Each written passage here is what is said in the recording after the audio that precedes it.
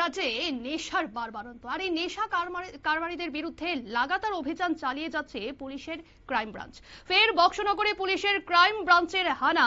মঙ্গলবার সকাল থেকেই অভিযান চলছে কলমচৌড়া থানার অন্তর্গত কুখ্যাত নেশা কারবারি অপু দাসের বাড়িতে। তবে অপু এখন বাড়িতে নেই বলে খবর। ধারণা করা হচ্ছে সে পালিয়ে গেছে।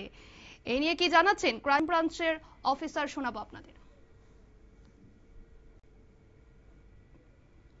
কলমচৌড়া একটা লোকেশনে, কলমচৌড়া বড়মুড়া, সেখানে একজনের বাড়িতে আমরা রেড করি।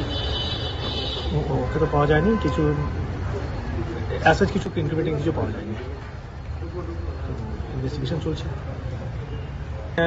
রেডটা হয়েছে under supervision of Tripura police crime branch, STF Tripura আর ডিস্ট্রিক্ট শিপাইজলা পুলিশ।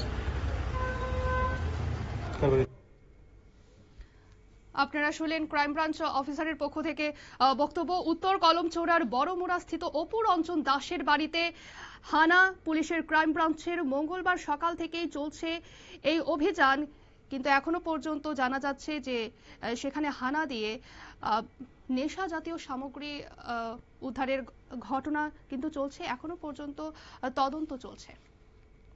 নিয়ে নিচ্ছে ছোট্ট একটি বিজ্ঞাপন বিরতির সঙ্গে থাকুন।